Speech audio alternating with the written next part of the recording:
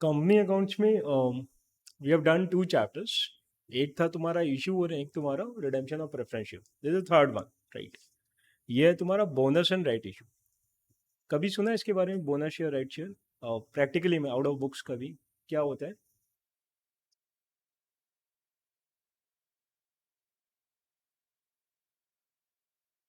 क्या? Prepaid shares? Okay okay okay okay. ठीक है, और कुछ?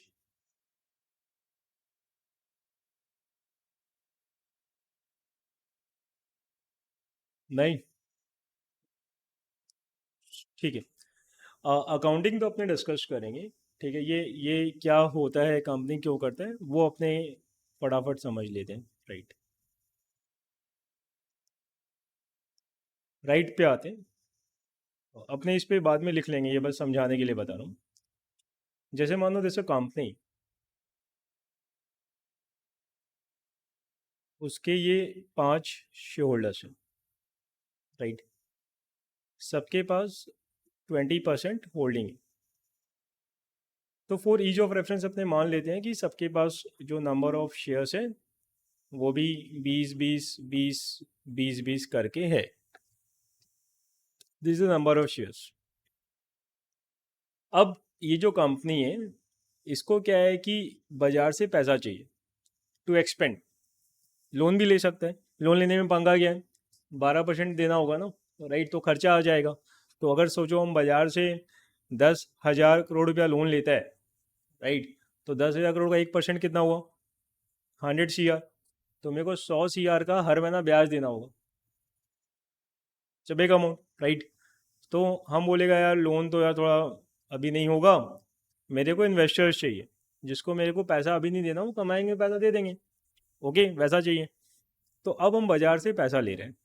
अब पॉइंट इज कि ऑलरेडी यार कंपनी कंपनी तो बिका हुआ है ना। बिका हुआ बोलने का मतलब है कि कंपनी का तो ऑलरेडी मालिक है, और तुम बोल रहे हो कि तुमको शेयर इशू करना है, मतलब तुम कंपनी का नया मालिक बना रहे, राइट। अब घर में 6 और आदमी आएगा, तो इनका तो वजूद कम होगा ना, नहीं होगा। घर में 5 आदमी है, तुम बोला और आदमी लेके आओ, तो पुराना वाला 5 का वैल्यू कम नहीं होगा?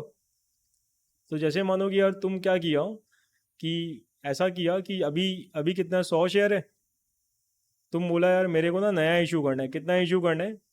तो फ्रेश इशू मेरे को करना है 100 शेयर का, और करना है। तो अपने 100 शेयर का और अगर फ्रेश इशू करेंगे, तो क्या होगा, नंबर ऑफ शेयर कितना हो जाएगा? 200। अब नंबर ऑफ शेयर जैसे ही 200 हुआ, इसका तो 20 ही शेयर है, तो इसका औकात तो 20% से सीधा 10% हो गया, राइट। तुम पहले बड़ा मालिक थे, अब छोटा मालिक हो गया। आया बात समझ में? तो मतलब तुम्हारा ओनरशिप डाइल्यूट हो रहा है। अच्छा, ये डिसीजन कौन ले रहा है शेयर इशू करने का? शेयर होल्डर ही ले रहे हैं, राइट। जो कंपनी के ओनर है वही लेंगे। तो अब चक्कर क्या, अब तुमको डिसाइड करना है। क्या डिसाइड करना है तुमको? तुमको ये डिसाइड करना है कि क्या मेरे को अपना ओनरशिप कम करना है, या मेरे को ओनरशिप कम नहीं करना है। ओनरशिप कम करना है, कोई बात नहीं, दे दो शेयर। मेरे पास 20% था, 10 हो जाएगा। जैसे दीपेंद्र गुल का 4.5% ही है, मार्क जगरबर्ग का 13.5% ही है ना। कि भाई जब जब दरकार पड़ा, लोगों से पैसा लिया, और जब पैसा लिया तो मेरा हिस्सा कम होते गया। डैट इज ओके, ठीक है, कोई बात नहीं। But if that's not okay with you, तुमको लगता है कि नहीं, हम अपना हिस्सा कम नहीं करेगा, मेरे को उतना ही मालिक रहना है, तो भाई पैसा लगा, क्योंकि कंपनी में तो पैसा चाहिए, राइट। तो पैसा कौन लगाएगा? जो एग्जिस्टिंग शेयर होल्डर है वही लगाएगा ना, तभी तो उसका सेम रहेगा। भाई मेरे को नया नया 100 शेयर चाहिए, तो हर आदमी 20 20 20 20 शेयर अगर ले ले, तो क्या होगा, नंबर ऑफ शेयर्स 200 हो गया। अब इनके पास कितना शेयर हो गया? 40 हो गया। 40/200, 20%, उतना ही मालिक है। लेकिन उसके लिए तो 20 20 20 शेयर खरीदने का पैसा होना चाहिए ना, राइट। तो अगर पैसा है, इफ शेयर होल्डर्स अग्री, तो अपने जब भी नया शेयर इशू करेंगे, अपने क्या करेंगे, पुराना शेयर होल्डर को पूछेंगे भाई तुम लेगा क्या। फिर बाद में मत बोलना कि तुम छोटा मालिक बन गया बड़ा मालिक से। तो अपने पुराना शेयर होल्डर को एक राइट दे रहे हैं कि पहले तुम पैसा लगा लो, अगर तुम पैसा नहीं लगाएगा तो मेरे को बाहर से पैसा लेना पड़ेगा, और जब बाहर से पैसा लेंगे तो तुम छोटा मालिक बनेगा।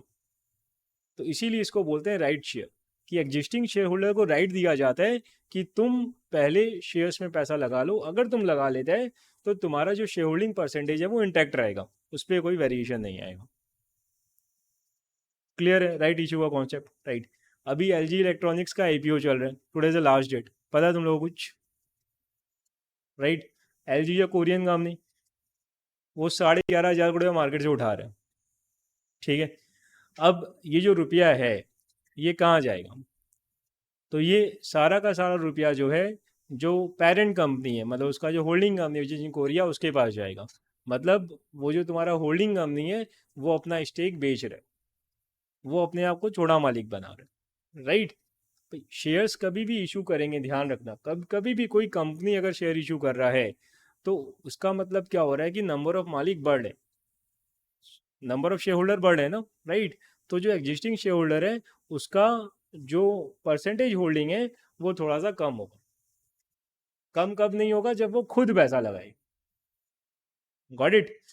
तो ये हो गया तुम्हारा राइट। अब देखो बोनस, बहुत इंटरेस्टिंग है। बोनस क्या होता है भाई? मेरे पास शेयर कैपिटल है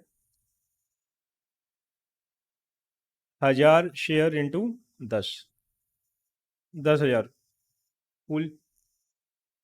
मेरे पास रिजर्व एंड सरप्लस में 15,000 रुपये, कितना हुआ? 25। मान ले मेरे पास यहाँ पे कैश में 25,000 रुपया पड़े। ठीक है ना? ये बहुत दमदार कॉन्सेप्ट है। तुम मोटा भाई है, right, and you have company का 75% ओनरशिप। राइट। अब क्या होता है कि दो तरह का कॉन्सेप्ट होता है। एक होता है कि कंपनी तुम्हारा है, तुम ना कंपनी को खड़ा की है। जैसे तुम अगर अपने दादाजी को देखो, अगर तुम्हारे घर में कोई बिजनेस या अगल बगल में है तो उनका वैसा रहता है कि ये दुकान ना मेरा बनाया हुआ है, राइट, सो मैंने इसको बड़ा की है, तो ये दुकान तो कहीं नहीं जाएगा, है ना, वो जीवन ही मेरा वो दुकान है। तो वैसे ही पहले के लोगों का क्या होता था कि ये कंपनी ना मैंने बनाया, तो ये कंपनी का ओनरशिप कंट्रोल ना मेरे पास रहेगा। राइट। हम कंपनी किसी और को कैसे दे दें, वैसा वाला एक अटैचमेंट होता था। Right, that is one thing. अभी का लोगों का क्या चल रहा है कि भाई कंपनी से प्यार नहीं है, पैसा से प्यार है। तो अपने कोई प्रोडक्ट ग्रो कर रहे हैं, जब जब पैसा चाहिए तब तब ओनरशिप देते जा रहे हैं। तो कंपनी का बहुत सारा मालिक है, हम भी मालिक है, लेकिन वो प्रोडक्ट बहुत बड़ा हो गया तो भले ही मेरे पास 5-10% ही है, लेकिन मेरे पास एक साम्राज्य का 5% है, तो हम बड़ा आदमी है। पहले मेरे पास एक गांव का 100% था, तो हम छोटा आदमी था। पहले हमको शांति था कि भाई भले ही हम गांव का 100% है, बट हम गांव का तो राजा है। अभी मेरे को राजा वाला फीलिंग नहीं चाहिए, मेरे को चाहिए भाई रोकड़ा कितने हाथ में, सो आई एम ओके विथ कि पूरा साम्राज्य का 2, 4, 5, 10% है उसमें भी। ठीक है, दिस इज अ चेंज। अब क्या हो रहा है, तुम देखो कि ये जो मोटा भाई है ना, ये थोड़ा सा वैसा आदमी है, पुराना वाला आदमी है। इसका कंपनी है, ही हैज गॉट 75%। राइट, मतलब कंपनी पे पूरा कंट्रोल है, सारा डिसीजन ये खुद आराम से ले सकते हैं। अब देखो यहाँ पे शेयर कैपिटल में कितना है? 10,000। रिजर्व एंड सरप्लस में कितना है? 15,000 कुल। अब रिजर्व एंड सरप्लस का जो पैसा है वो, ये सारा सारा पैसा तुम मान लो एफआर है। एफआर का मतलब क्या होता है? Free reserve. राइट। तो फ्री रिजर्व मतलब वो पैसा तुम डिविडेंड में बांट सकते हैं। अब ये 15,000 रुपया अगर हम बांटता है, मान लो आई एम द पर्सन, मेरे पास 75% का होल्डिंग है, अगर ये हम 15,000 बांटता है तो ये 15,000 किस में बढ़ेगा? शेयर होल्डर में।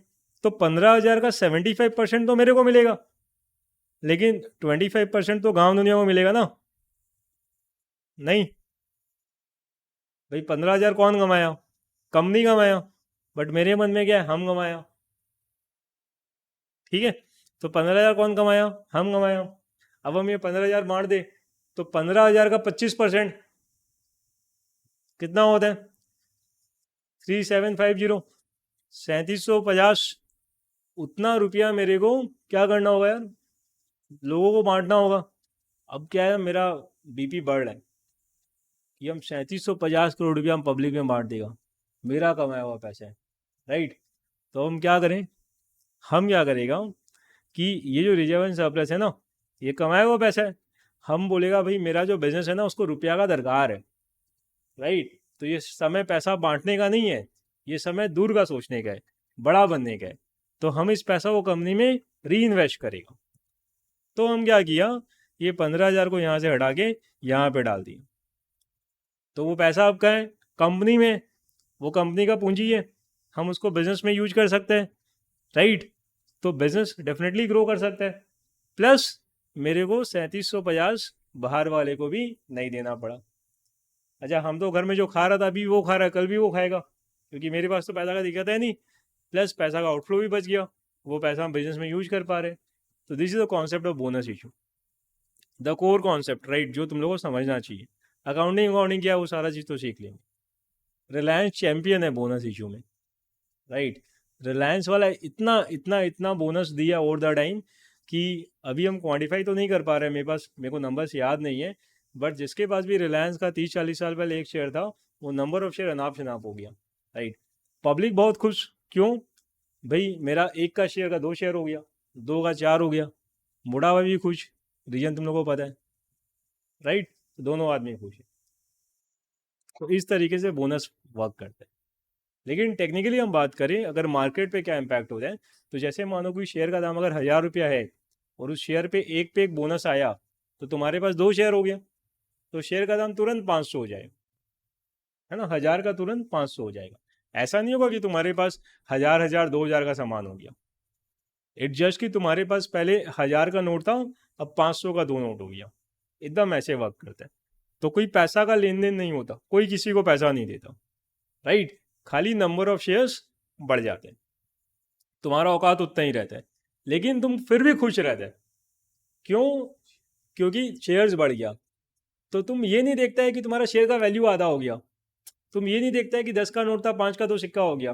तुमको लगता है अब मेरे पास 5 का 2 नोट है, और ये 5 एक दिन जाके 10 बनेगा, क्योंकि हमको रिलायंस पे भरोसा है, राइट। तो अब हम बहुत ही जल्दी आने वाला टाइम में मेरा औकात डबल हो जाएगा, क्योंकि मेरे पास 2 शेयर है, और जैसे पहला वाला शेयर 1,000 का था, दूसरा वाला भी 1,000 का बनेगा। इस तरीके से साइकोलॉजी वर्क करता है। तो क्योंकि एक इमोशनल पुश रहता है, तो जब भी बोनस होता है तो थोड़ा सा ना बाइंग प्रेशर आ जाता है मार्केट, लोगों को लगता है कि यार 2 शेयर हो गया है ना, इमोशनल चीज़ है, अब बड़ा आदमी बनेगा, तो शेयर का दाम आइडियली 500 होना चाहिए, बट वो 500 नहीं हो के 500 से ज़्यादा हो।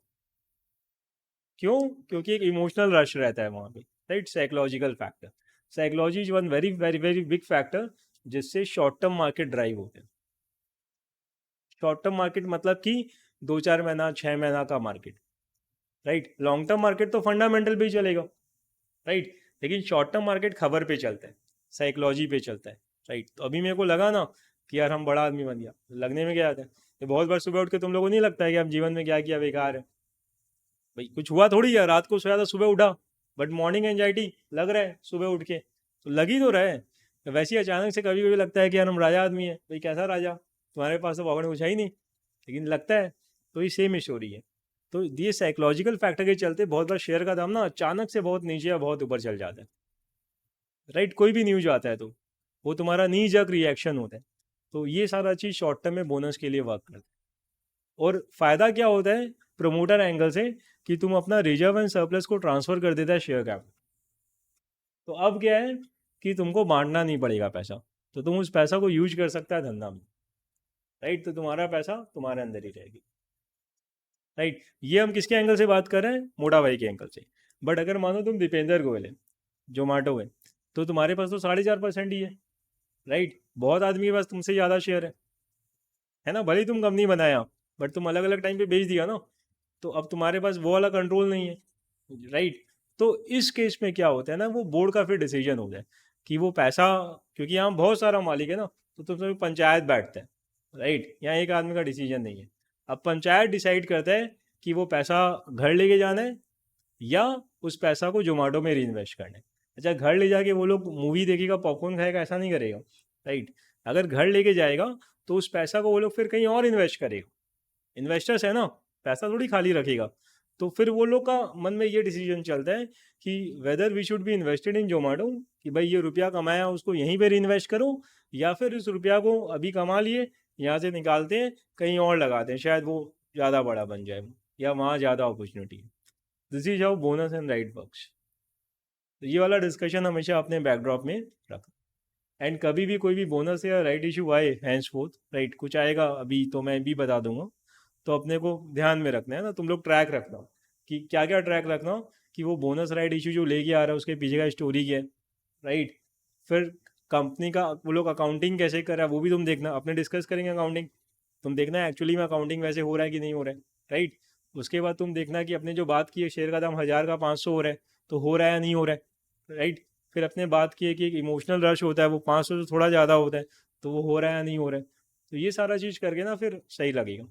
दूसरा क्या है कि अगर नॉलेज रहेगा तो पैसा भी कमाओगे, पैसा कमाने की वेरी इंपॉर्टेंट, राइट। तो अगर तुमको समझ में आएगा कि यार बोनस आ रहा है, बोनस आएगा उसके चलते दाम आधा होगा, लेकिन पब्लिक जो है वो थोड़ा सा बाइंग प्रेशर क्रिएट करेगा, तो बाइंग प्रेशर में क्या है कि दाम बढ़ेगा, तो अगर तुमको लगता है चीज़ें ठीक है तो तुम उसमें कुछ पैसा भी कमा सकते हो, राइट। शॉर्ट टर्म में मे बी 2 4 5 10% जो भी है, इट्स अ गुड अमाउंट, क्या खराबी है। अगर अपने मान लो 2 महीना में 10 लाख रुपया लगाया, उस पर अगर 5% भी कमाए, है ना, हम तो लक्ष्मी चिट फंड का बात नहीं कर रहे 21 रुपये में पैसा डबल, राइट। हम तो 4 5% का शॉर्ट टर्म गेन का बात कर रहे हैं 2 महीना में, तो भी क्या दिक्कत है यार, साल का 60% होता है अगर सिंपल भी करे, कंपाउंड नहीं करे। कब कर पाओगे, जब नॉलेज होगा, नहीं तो नहीं कर पाओ, ठीक है। तो एक तो ये वाला नॉलेज हो गया। एक और गहरा नॉलेज होता है जो डे वन पे नहीं आएगा। गहरा नॉलेज क्या होता है, जैसे ट्रम्प ने टैरिफ लगा दिया, राइट। तो गहरा नॉलेज ये होता है कि वो टैरिफ क्यों लगाया, क्या वो धमकी दे रहा है या एक्चुअली में मीन करता है, राइट। मतलब सामने वाला का इंट्यूशन और साइकोलॉजी को रीड करना कि वो ये काम क्यों कर रहा है, उसका अगला स्टेप क्या होगा। दिस इज सेम लाइक कि कोई मूवी में कोई किसी पे अटैक कर रहा है, तो वो उसको धमकाने के लिए अटैक कर रहा है, एक्चुअली मीन करता है वो, राइट। तो अगर कोई अटैक किया तो एक बार तो डर जाएंगे ना, अटैक किया तो प्राइस क्रैश करेगा। बट अगर तुमको पता है कि सामने वाला धमकी दे रहा है, वो मीन नहीं करता, तो तुम वो क्रैश प्राइस में खरीद लो, लॉटरी है तुम्हारा। आया बात समझ में। तो ये हो गया डीप नॉलेज, ये डे वन पे नहीं आएगा, विल टेक टाइम। लेकिन हम जो बोनस राइड वाला बात किया, ये सब तो इसमें उतना डीप नॉलेज वाला बात नहीं है, ये सारा चीज़ तो अपने बेसिक लेवल पे ठीक कर सकते हैं, राइट। इसीलिए मैं ईडी वाला वो 15 20 मिनट पढ़ने बोलता हूँ, है ना। ये सब तो जरूरी है ना भाई, पढ़ाई क्यों करें, पैसा कमाने के लिए करें ना। अभी हम तुम बोले तुम सीए कर लो तो नौकरी नहीं लगेगा, तो कल छोड़ देगा। फैक्ट बात है ना यार। अगर अगर अपने पैसा नहीं कमा पा रहे हैं तो क्या करना है पढ़ के। अगर अपने पैसा कमा पाएंगे तो अपने जीवन में बहुत कुछ कर पाएंगे, मे भी खुद के लिए, सोसाइटी के लिए, जिसके लिए भी करना है। और पैसा कमाने के लिए अपने को चाहिए knowledge, business knowledge, right. Accounts software भी कर देगा, ध्यान रखो। जितना भी अकाउंटिंग है ये सारा का सारा अकाउंटिंग सॉफ्टवेयर कर देगा, इसमें तुम्हारा दिमाग का ज़रूरत नहीं है, कोई और दिमाग लगा के उसका कोडिंग वोडिंग कर दिया वो बन जाएगा। तो अपना एनालिटिकल स्किल बहुत अच्छा होना चाहिए। कूल, बोनस राइट का कॉन्सेप्ट क्लियर है भाई, नाइस।